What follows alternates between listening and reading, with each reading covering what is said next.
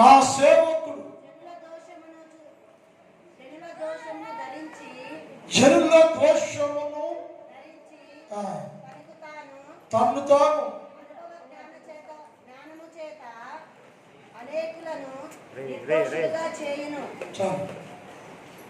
ప్రభు నామ స్తోత్రం. ఈ వాక్య భాగాన్ని కొంత కాలంలో ధ్యానం చేశాం. దేవుని సేవకుడు అనబడే యేసుక్రీస్తు ప్రభుల వారు సిలువను భరించారు, సిలువను మోశారు అన్న విషయాలు రాయబడ్డాయి. ఎవరు ఈ సేవకుడు అంటే రాత్రి నేర్చుకున్నామను, నా ప్రియుడు,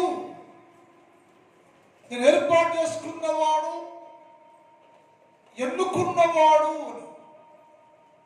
ఆయన ఎవరంటే యేసు, నీతిమంతుడైన యేసుక్రీస్తు ప్రభుల వారు అని భక్తులు తెలియపరిచారు. ఎందుకు ఈయన నీతిమంతుడు కదా, నీతిమంతుడు ఎందుకు సిలువ అనుభవించాలి, నీతిమంతుడు ఎందుకు సిలువ మొయ్యాలి, ఎవరి కోసం అనే దాన్ని ఇక్కడ రాయబడి ఉంది. యేసు ప్రభు చెప్పారు, నేను నీతిమంతుడను అన్నారు. ఇదే మాట పాత నిబంధన భక్తులు కూడా చాలా మంది మాట్లాడారు. మేము ఐదు బోళ్ళమయ్యా, నీ మాత్రం నీతిమంతుడము, మా నీతి లేని మా జీవితాలను సరిచేయవా ప్రభువా అని పాత నిబంధన భక్తులు దేవుని సన్నిధిలో ప్రార్థన చేశారు. అందుకు ఉదాహరణగా నెహెమీయా గ్రంథం 9వ అధ్యాయం 9 చదువుదాం. నెహెమీయా గ్రంథం 9వ అధ్యాయం, నీవు నీతిమంతుడవై ఉండి నీ మాట చొప్పున తొలగించవయ్యా. నువ్వు నీతిమంతుడు అయ్యా, నువ్వు నీతిమంతుడు అయ్యండి. ఏ మాట ఇచ్చావో, ఏం చేస్తా చెప్పావో దాన్ని తొలగించావు. నువ్వు ఏ మాట ఇచ్చాడు ఆయన? నేను నీతిమంతుడే కానీ ఇశ్రాయేలు కలిగిన ప్రతి పాపమును తొలగించి విడిపించి మీ అందరి జీవితాల్లో సంపూర్ణ రక్షణ భాగ్యాన్ని కలుగు చేస్తాను అని ఆయన మాట సెలవిచ్చారు. ఆ మాట ప్రకారంగా నీతిమంతుడయ్యా, నీవు నీతిమంతుడు కనుక నీ మాట ఏమిచ్చావో ఆ మాట నెరవేర్చి నీ సేవకుడు అనబడే యేసుక్రీస్తు ప్రభుల వారి ద్వారా ఆ మాట నెరవేర్చి మా జీవితాల్లో కలిగి ఉన్న అనీతి, అక్రమము అనే దానిని తీసివేసి పరిపూర్ణంగా మార్చవయ్యా. నీవు నీతిమంతుడవయ్యా అని ఆ భక్తుడు తెలియజేశాడు. అదే యెజ్రా గ్రంథం 9వ అధ్యాయం 15 చూద్దాం. యెజ్రా,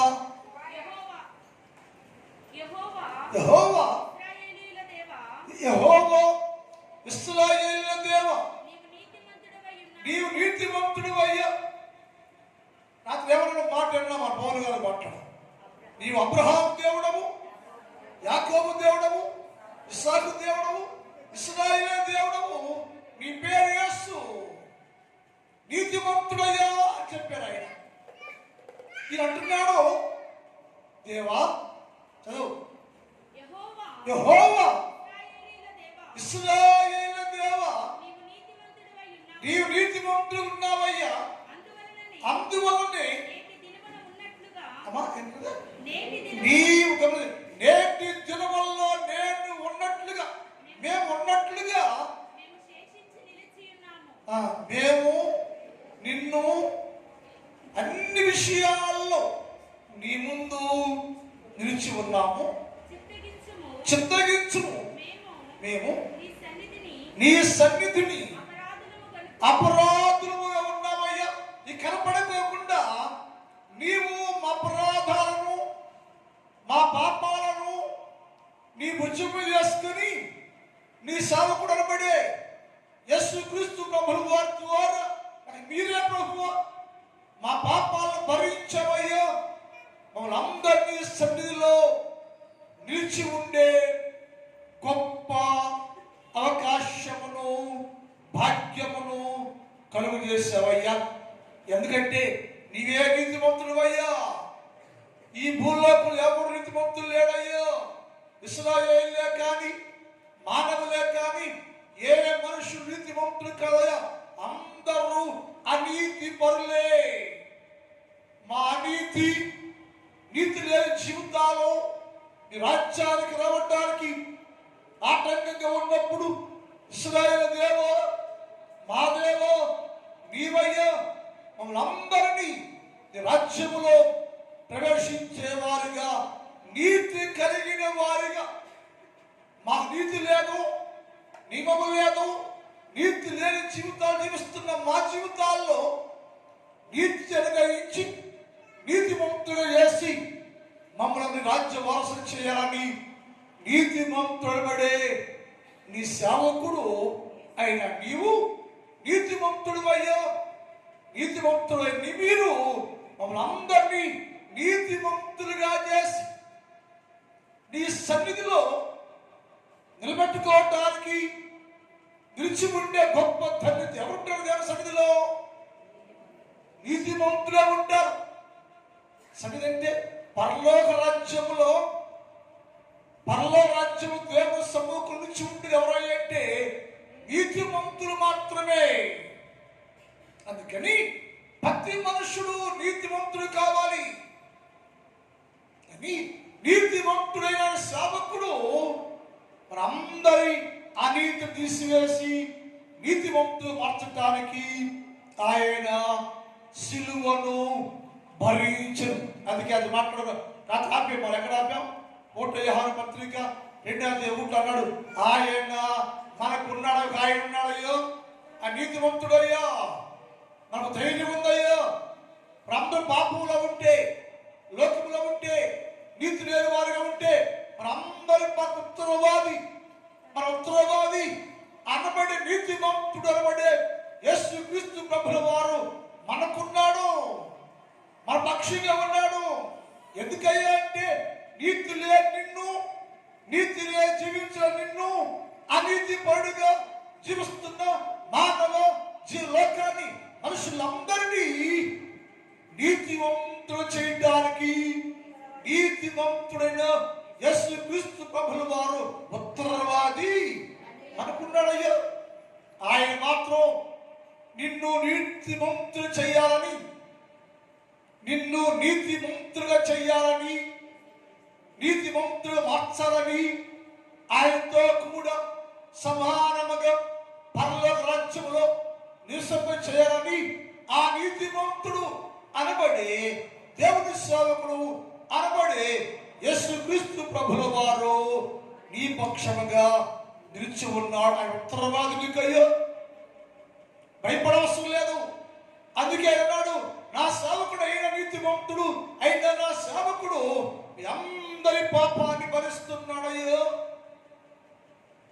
ఆయన మాత్రమే మానవ కోటి పాపమును తీసివేసి మనుషులందరినీ నీతిమంతులు మార్చేసి దేవునితో సమభాగం చేయడానికి యేసుక్రీస్తు ప్రభువునే నీతిమంతుడే సేవకుడు మన పక్షముగా సిలువలో పాపము భరిస్తూ ఉండాను.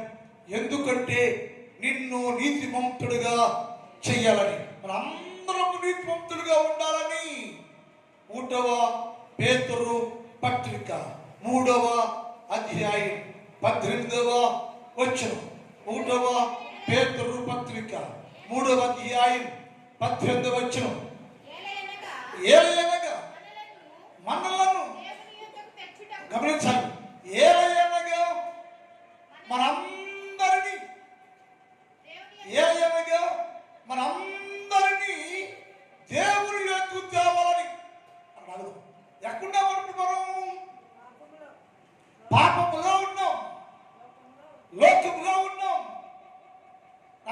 చెప్పాను, ప్రతి క్రైస్తవుడు సిలువుకు దగ్గరగా ఉన్నాడు, సిలువు మీద మరణించిన యేసు ప్రభుకు దూరంగా ఉన్నాడు. గమనించండి. మీ క్రైస్తవులమయ్యా, పరిశుద్ధులమయ్యా కోట్లాను కోట్ల మంది మాట్లాడుతున్నారు. అయితే నీ కొరకు సిలువే బండి యేసు క్రీస్తు ప్రభుని నువ్వు కలిగి ఉన్నావా? ఆయనతో ఉన్నావా? ఆయన దగ్గరగా ఉన్నావా? దేని సమీపంగా ఉన్నావు అంటే సిలువకు సమీపంగా ఉన్నావు. సిలువ వేయబడి, సిలువ భరించి, సిలువ మీద ప్రాణము పెట్టిన యేసు క్రీస్తు ప్రభుల వారికి దూరముగా ఉంది. నీవు, నీ హృదయము, నీ మనస్సు ఇంకాను యేసయ్య దూరంగా ఉంది. యేసయ్య లేకుండా ఉన్నావు. నీవు సిలువ చూస్తున్నావు, సిలువను వస్తున్నావు, సిలువ చూస్తున్నావు. కానీ చూడవలసింది సిలువను కాదు, సిలువ మీద ఉన్న యేసు క్రీస్తు ప్రభుని. దొంగ అన్నాడు, యేసు ప్రభుడు సిలువను చూడలా. సిలువ మీద దొంగ సిలువ మీద ఉన్న యేసు క్రీస్తు ప్రభువుని చూచాడు. నేడు నీ నాతో ముందు పరలోకంలో చెప్పాడు ఆయన. ఎప్పుడంటే సిలువ మీద ఉన్న యేసు క్రీస్తు ప్రభుని చూచినప్పుడు. మానవులు ఏమైపోయారంటే సిలువ చూస్తున్నాము, సిలువ చూడాల్సిన, సిలువ కావాల్సింది మనకి. కానీ ఆ సిలువ మీద ఉన్న యేసు ప్రభువును కూడా ఆయన మనకి ప్రాణభిక్ష పెట్టింది. ఆయన నిన్ను నీతి మంతులు మార్చింది. ఆయన నీ కోసం ప్రాణ త్యాగం చేసింది. ఆ సిలువ మీద ఉన్న యేసు క్రీస్తు ప్రభువుని కలిగి ఉండాలేమో. ఎక్కడంటే అన్నాడు, మనము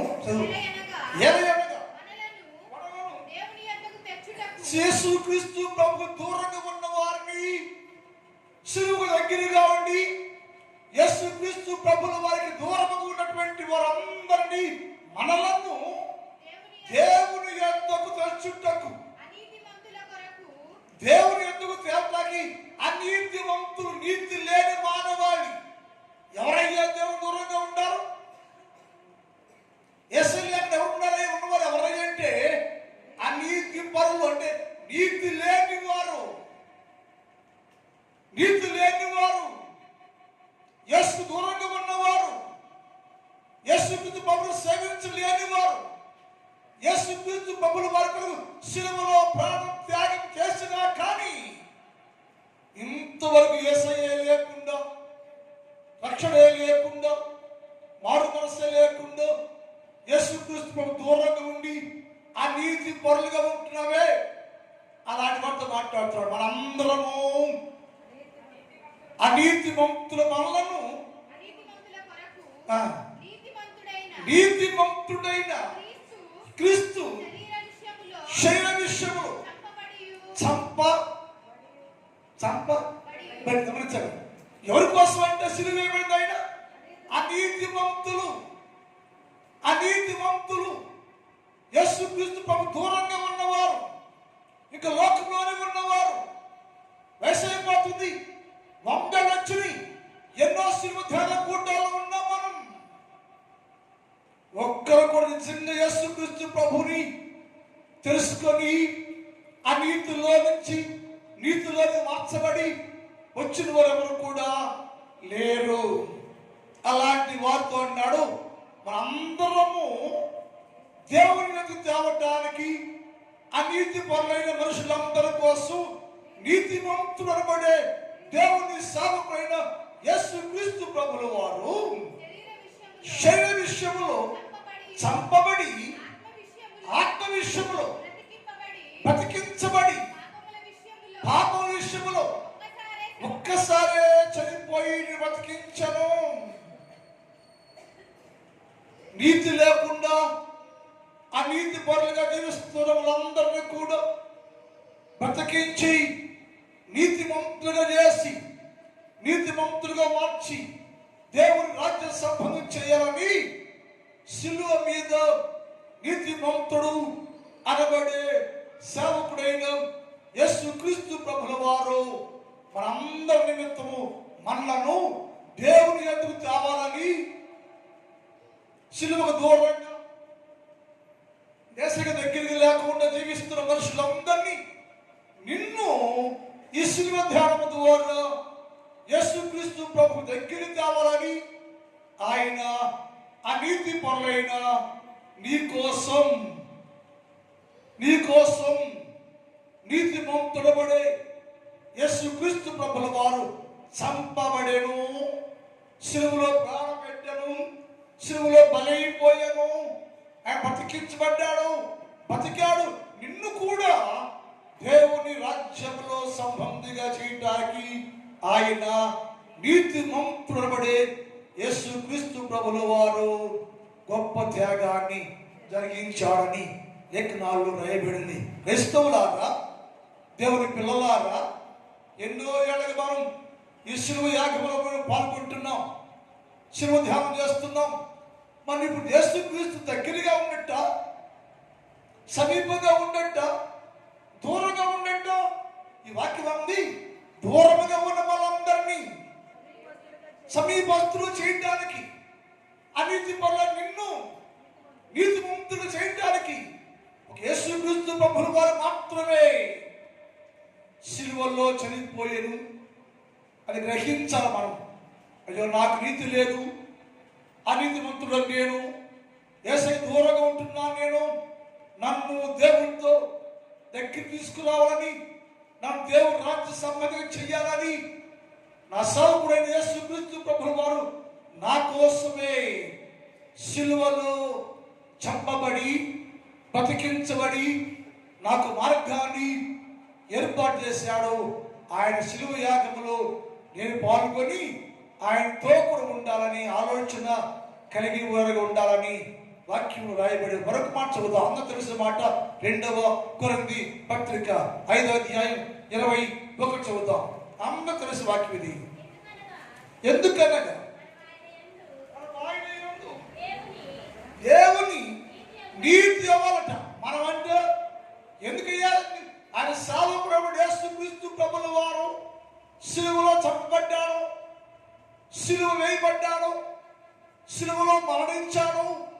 ఎందుకంటే మనందరము దేవుని నీతి అగునట్లుగా పాపము ఎరుగని ఆయన మన కోసం పాపంగా మారిపోయాడు. అయ్యో, ఆయనలో పాపము లేదు, నీతిమంతుడు, నీతి కలిగిన వాడు, నీతిని స్థాపించేవాడు.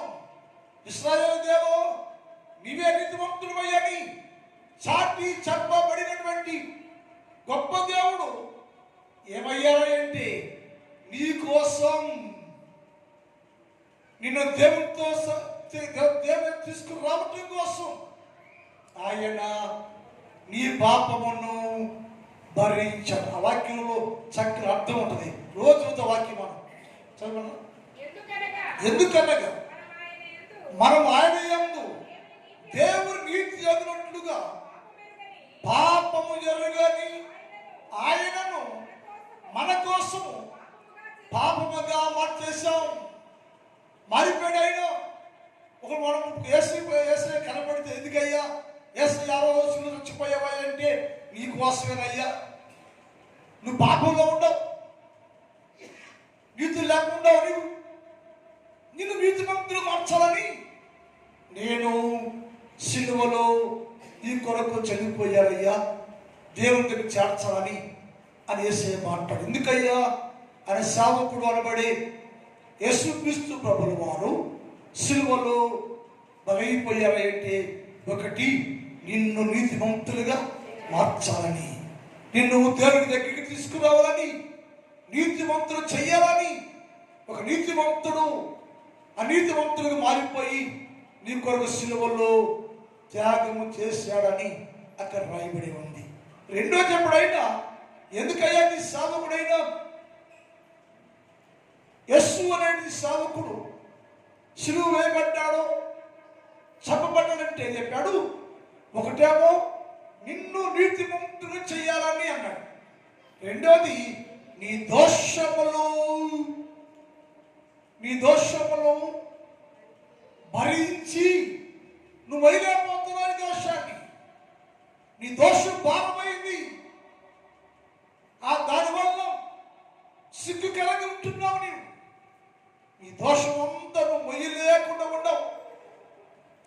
దోషాన్ని నేను తొలగించడానికే, నీ దోషంతో వేసుకుని నీ దోషం నేను భరించి దోషం లేని వాడిగా చేయాలని నీ దోషాన్ని నేను భరించనయ్యా, భరించాను నేను.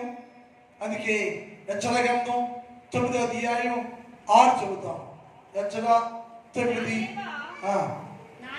నా దేవా నా ముఖము అయ్యా యేసయ్యా, నా దేవా నువ్వు నీతిమంతుడివయ్యా, నా దేవా నువ్వు పరిశుద్ధుడివయ్యా, నా ముఖానయ్యా నీ తట్టు ఎత్తలేకపోతున్నాను, నేను సిగ్గుపడుతున్నాను నేను. ఎందుకయ్యా హెచ్చరా, ఎందుకయ్యా నెహెమ్యా, ఎందుకయ్యా దావీదు, ఎందుకయ్యా దానియేలు అని ప్రశ్నిస్తే ఆయన అన్నాడు, అయ్యా నా ముఖాన్ని నీ తట్టు ఎత్తలేకపోతున్నావయ్యా, మా దోషాలు ఎక్కడంట, మా దోషములు మా తల మీద ఉందయ్యా, అది కనపడుతుంది అయ్యా, అవి మొయ్యలేకపోతున్నాను నేను, ఆయన ఆమె ఉంటే మొయ్యలేక వెగిపోతున్నాను నేను, ఆయన ఆమె ఉన్నందువలన నా ముఖాన్ని నీకు చూపిలేకపోతున్నానయ్యా. తప్పు చేసిన వారు నీతి మంతు ముందుకు వచ్చి ధైర్యంగా మాట్లాడలేరు. భయపడింది భక్తిహీనుడు దేవుని సన్నిధికి తగ్గించలేడు అంటారు. ఈ రోజుల్లో భక్తి లేని వాళ్ళే తెగించుకుని వస్తారు. తప్పు చేసిన వాళ్ళు కొంత పెద్ద పెద్ద ఉంటారు, వాళ్ళకి నీతి ఉంటుంది. తప్పు చేసేకో నేను తప్పు చేసావయ్యా ఆ సిగ్గుతో తలంచుకుని ఆ తప్పు చేసిన వాళ్ళ ముందు రాలేదు. పూర్వీకులు అట్టుండేవాడు పెద్దోళ్ళు. వాక్యం అంటుంది, ఎచ్చలంటున్నాడుగా నేను తప్పు చేసావయ్యా, ఏంటి తప్పు అంటే నా దోషం ఉందే, నా మీద పనులకి పైకెత్తుగా ఉందయ్యా, ఆ దోషాన్ని మొయ్యలేకపోతున్నాను నేను, అది భారంగా ఉంది, భరించలేకపోతున్నాను నేను, అందువల్ల నా ముఖాన్ని నీ చూపిలేకపోతున్నాను నేను. ఎందుకెందుగా నా దోషమయ్యా అసహ్యంగా ఉందయ్యా, భారంగా ఉందయ్యా, బరువుగా ఉందయ్యా, నేను వేయలేకపోతున్నాను. అది నా మీద ఉంటే ఉన్నప్పుడు పరిశుద్ధుడు అనబడి నిన్ను నేను సూటిగా చూడలేకపోతున్నానయ్యా, నీ ముఖాన్ని చూడలేకపోతున్నాను నేను, నీ ముఖ కాంతిలో నా రహస్య పాపాలు కనపడుతున్నాయ్యా, నేను చూడలేకపోతున్నాను. తరచు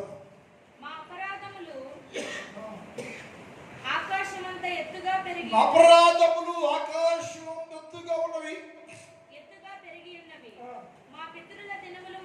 మా పితరుల నాటి నుంచి నేటి వరకు మేము మిక్కిలి అపరాధులమయ్యా, దోషులమయ్యా, దోష భక్తులమయ్యా. మా పితరులు, నేను, మా తండ్రి, నా పిల్లలు అంతా అపరాధులమేనయ్యా, దోష భక్తులుగా ఉన్నాం, దోషాలు మోస్తున్నాం. ఆ దోషము మా మీద ఉన్న కారణం చేత ఆ దోషాన్ని మేము భరించలేక, నీ ముఖం చూడలేక సిగ్గుతో మేము తల వంచుకుంటున్నామయ్యో. దయచేసి మా పాప భారాన్ని, దోషాన్ని తీసివేయగలవయ్యో, ఈ భారాన్ని ఉంచగలవయ్యో, ఈ బరువు వేయలేకపోతున్నాయి నేను. దయచేసి మీరు నా మీద ఉన్న దోషాన్ని దించగలవయ్యా, తీసేయగలవయ్యా అని ఎచ్చరా దేవుని వాంగలాడుతుంటే దేవుడు చెప్పాడు, నా సేవకుడైన నీతిమంతుడు అనబడే నా సేవకుడు అని నేను, నా సేవకుడు అనబడే యేసు ఈ దోషాన్ని తీసేస్తాడయ్యా. ఆయన దోషాలు భరించి, యేసుక్రీస్తు ప్రభుల వారు నీ దోషాన్ని భరించి నీకు విడిపించి ముఖాన్ని కాంతిగా మార్చి నా ముఖం చూడగలిగే ప్రకాశంతో నేను నీకు ఇస్తానయ్యా. తెచ్చరా కుంగిపోబోకు, నీ దోషాన్ని భరించే ఒక వ్యక్తి రాబోతున్నాడు. ఆయన వస్తాడు, ఆ శరీరం ధరించుకుంటాడు, శరీరంగా మార్చబడతాడు. ఆయనకు శరీరాన్ని అమరుస్తున్నాను నేను. ఆ శరీరం అమర్చుకుని ఆయన వచ్చి నీ దోషాన్ని ఆయన భుజాల మీద వేసుకొని భరించి నీ దోషాల శిక్షను తొలగించి వేసి నీ ముఖాన్ని ప్రకాశవంతంగా చేసి నిన్ను దేవుని ఎదుట నిలబెట్టేవాడుగా చేస్తాడయ్యా. ఆయన నా సేవకుడైన యేసు మీ అందరి దోషాలను భరిస్తాడయ్యా అని చెప్పి ప్రార్థన. మిగిలిన భాగాన్ని రేపు ధ్యానం చేద్దాం. మా తండ్రి, నీ పాదములకు స్తోత్రాలు. పరిశుద్ధుడు అయిన దేవ, నీతిమంతుడైన దేవ, మీకు స్తోత్రాలు.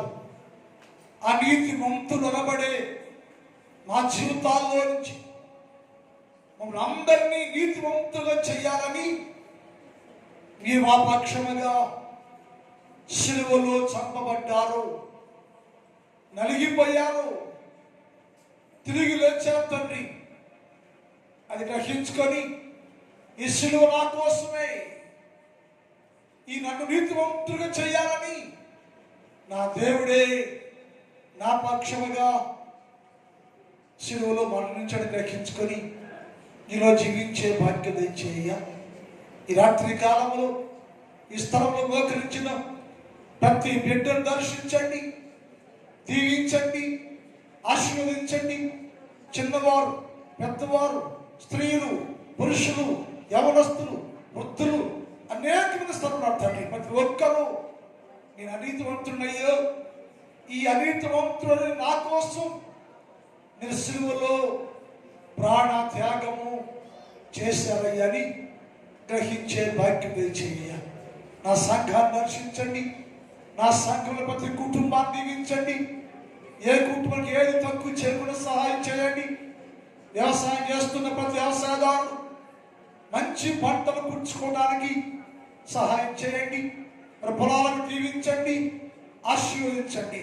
పరీక్షలు రాస్తున్నట్ల ప్రభు ఎంతో కష్టపడి పరీక్ష రాస్తున్నారు తండ్రి.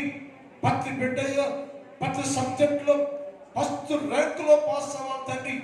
అతను దీవించండి, అతి శ్రేష్టమైన ఘనత నింపండి.